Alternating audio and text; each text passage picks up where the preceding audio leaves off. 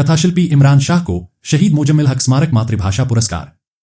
असम साहित्य सभा के पूर्व अध्यक्ष प्रख्यात कथाशिल्पी पद्मश्री इमरान शाह को इस वर्ष का शहीद मोजम्मिल हक स्मारक मातृभाषा पुरस्कार प्रदान किया गया है।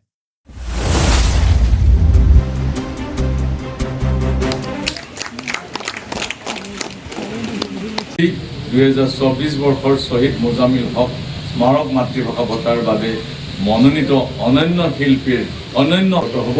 আমি সভাৰ দীঘলীয়া নকৰোঁ, এইখিনি কথাৰে ছাৰলৈ আমাৰ শতকোটি ক্ষমা জনাই মোৰ এই বঁটাৰ বিষয়ে চমু আটাইসকল বিষয়ববীয়াসকলক মই অনুৰোধ জনাইছোঁ।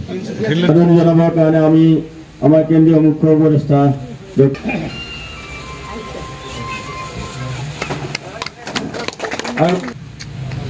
পিছলৈ অকণমান সময়ৰ কাৰণে ৰাখিছোঁ। এয়া আমাৰ জনগোষ্ঠীয় কবচ প্ৰদান কৰিব জিলা একেলগে আমি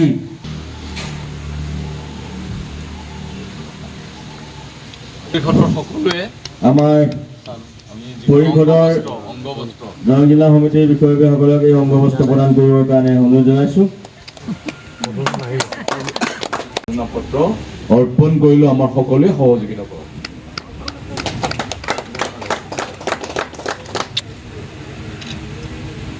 আগবঢ়াই আনিবৰ কাৰণে মই অনুৰোধ জনাইছোঁ।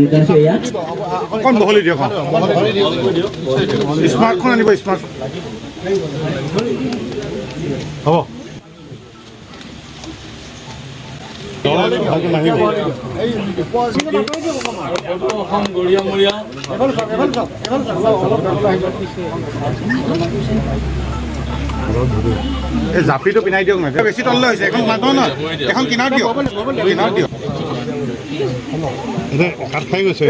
शहीद मोजम्मिल हक स्मारक मातृभाषा दिवस संचालन समिति और सदो असम गरिया मोरिया देशी जातीय परिषद के दारंग जिला समिति के तत्वावधान में आयोजित केंद्रीय मातृभाषा दिवस के अवसर पर इस पुरस्कार की शुरुआत की गई थी।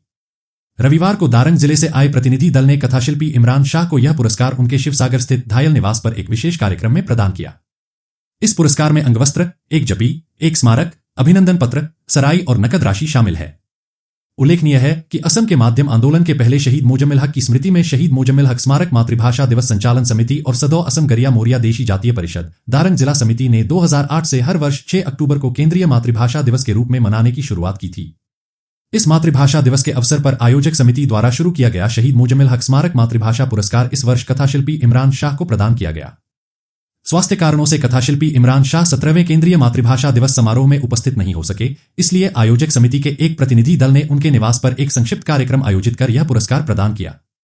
इस कार्यक्रम में सदो असम गरिया मोरिया देशी जातीय परिषद के मुख्य सलाहकार सहर भुइयां, जिला अध्यक्ष बाबुल मकसूद अहमद, मंगलदोई सदर समिति के सचिव मीर साहिल इरफान सहित कुल 20 सदस्यीय प्रतिनिधि दल ने भाग लिया। कार्यक्रम में शिवसागर के प्रख्यात कवि साहित्यकार प्रेम गोगोई, भाषाविद नाहेंद्र पाडुन, जिला साहित्य सभा के अधिकारियों और अन्य गणमान्य व्यक्तियों की भी उपस्थिति रही। मथुरापुर से इस्लाम अहमद की रिपोर्ट। और क्षेत्र में किछु काम करबले सक्षम হৈছো। আমি 2008 চনৰ পৰা অসম ভাষা দিৱস হিচাপে আমি উদযাপন কৰি আহিছো। কেন্দ্ৰীয়ভাৱে দৰং জিলা সদৰ মঙলত এই দিৱস উদযাপন কৰি আহিছো। আৰু যোৱাবাৰ বৰামণ্ডা এজেন্সিয়ে ৰাজ্যখনে এই টেলিফোনিক বাৰ্তা আমাৰ যি সহস্ৰাধিক লোক আছিলে যি সা সামগ্ৰী দিবলগীয়া আছে আমি তেনেধৰণে নোৱাৰিলেও আমি কিঞ্চিত এই মৰম চেনেহ আমি আপোনালোকৰ মাজলৈ বিলাই দিছোঁ। আৰু মই প্ৰথমতে শাৰদীয় সম্ভাষণ আৰু কৃতজ্ঞতা জনাইছোঁ, ধন্যবাদ জনাইছোঁ আমাক সুন্দৰ এটা পৰিৱেশ কৰি দি আমাক যি এই বঁটা প্ৰদান কাৰ্যসূচীটো সমাপন সকলোৱে কাম কৰে। গতিকে আকৌ সেই আমি কামত ধৰিবগৈ লাগিব কাইলৈ। গতিকে আমি ছাৰক দুবৰ দুখী সময় আমি সভাপতি মহাশয়ক অৰ্পণ কৰিবৰ কাৰণে মই অনুৰোধ জনাইছোঁ। আৰু চাহ চিনাকি পৰ্ব আছে। মই আজিৰ এই দিনটোৰ কাৰণে সুপ্ৰভাত জনাইছোঁ। আজি আমাৰ সভাপতি তথা দৰং আপকুৰ সভাপতি আৰু 20 বছৰতকৈ অধিক জিলা সাহিত্য সভাৰ প্ৰাক্তন সভাপতি, উপসভাপতি, সম্পাদক। আমি সদৌ অসম গৰিয়া মৰিয়া দেশী জাতীয় পৰিষদ দৰং জিলা সমিতি আৰু শহীদ মোজামিল হক স্মাৰক মাতৃভাষা পৰিচালনা সমিতিৰ তৰফৰ পৰা 1972 চনৰ মাধ্যম আন্দোলনৰ প্ৰথমগৰাকী বীৰ শ্বহীদ মোজামিল হকৰ আত্মবলিদানৰ দিন 6 অক্টোবৰক কেন্দ্ৰ কৰি 2008-9 বৰ্ষৰ পৰাই মাতৃভাষা দিৱস হিচাপে পালন কৰি আহিছোঁ। আমি 16 বছৰে এই কাৰ্যসূচী আমি ৰূপায়ণ কৰি আহিছোঁ। ষষ্ঠদশ উদযাপনত যোৱাবাৰ আমি ইয়াৰ মাত্ৰা অধিক বঢ়াই মাতৃভাষা বঁটা প্ৰৱৰ্তন কৰিছোঁ। শ্বহীদ মোজামিল হক স্মাৰক মাতৃভাষা বঁটা। এই বঁটাৰ উদ্দেশ্য হৈছে শ্বহীদগৰাকীৰ আত্মবলিদানৰ যিটো আমাৰ উদ্দেশ্য সেইটোক আমি যুগমীয়া কৰা, নতুন প্ৰজন্মলৈ এই বাৰ্তাটো লৈ যোৱা, যাতে মাতৃভাষা আৰু মাধ্যমৰ কাৰণে স্বদেশ স্বজাতিৰ কাৰণে তেওঁ নিজৰ কিশোৰ ছাত্ৰগৰাকীয়ে যি আত্মবলিদান দিলে এইটো স্থায়ী হয় আৰু নতুন প্ৰজন্মই এই বিষয়ে জানিবলৈ পাৰে। আমি সেই কামটোকে আজি 16 বছৰে কৰিছোঁ। এইবাৰ সপ্তদশ উদযাপন। আমি ষষ্ঠদশ উদযাপনত যোৱাবেলি এইবাৰ এই বঁটাটো প্ৰথমবাৰৰ কাৰণে ডক্টৰ নগেন শইকীয়া মহাশয়ক অৰ্পণ কৰিছিলোঁ। এইবাৰ দ্বিতীয়বাৰৰ কাৰণে আমি কথাশিল্পী ইমৰান শ্বাহ মহাশয়ক এই বঁটা আমি প্ৰদান কৰি আমি ধন্য হৈছোঁ। আমি সকলোকে আমি এই কথাই জনাব বিচাৰিছোঁ যাতে আমাৰ মাতৃভাষা, আমাৰ সংস্কৃতি, আমাৰ মাতৃভূমি যাতে উজ্বলি থাকে, এই শ্বহীদসকলৰ আত্মত্যাগেৰে নতুন প্ৰজন্মই যাতে শ্ৰদ্ধা সহকাৰে এই কথাটো জানিব পাৰে আৰু নতুন প্ৰজন্মৰ মাজত এই বাৰ্তাটো যায়, এইটোৱেই উদ্দেশ্য।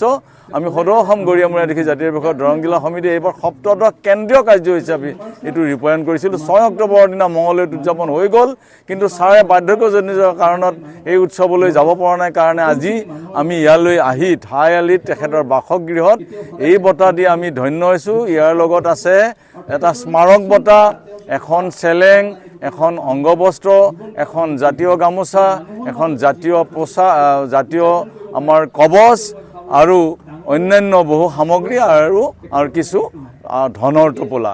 এইখিনিৰে আমি ছাৰক শ্ৰদ্ধা জনাইছোঁ আৰু ইয়াৰ জৰিয়তে আমি বীৰ শ্বহীদগৰাকীৰ স্মৃতিক আমি যাতে যুগমীয়া কৰিব পাৰোঁ তাৰ ক্ষেত্ৰত ছাৰৰ অৱদানটোৱে আমাক সহায় কৰিব বুলি আমি আশা কৰিছোঁ। আৰু আজি অনুষ্ঠানত সকলোৱে উপস্থিত হৈ আমাক ধন্য কৰাৰ কাৰণে সদৌতিকে আমি ধন্যবাদ জনাইছোঁ, কৃতজ্ঞতা জনাইছোঁ। তেখেতসকল মঙলদৈৰ পৰা আহি মোক ইয়াত যিটো সম্বৰ্ধনা সন্মান জনালে তাৰ কাৰণে মই কৃতজ্ঞতা প্ৰকাশ কৰিছোঁ। মোৰ কথাটো হ'লগৈ কি যে শ্বহীদ মোজামিল হক আমাৰ অসমীয়া ভাষা সাহিত্যৰ কাৰণে এটা অবিস্মৰণীয় নাম। মইতো বাৰে বাৰে কৈ আছোঁ, অসমৰ ইতিহাস আৰু অসমৰ ঐতিহ্যৰ প্ৰতীকস্বৰূপ। তেখেতসকলে যিকোনো কাৰণতে অনুভৱ কৰিছে যে যি সন্মান মোজামিল হকে পাব লাগে সেই সন্মান তেখেতে পোৱা নাই বা স্বীকৃতি পোৱা নাই।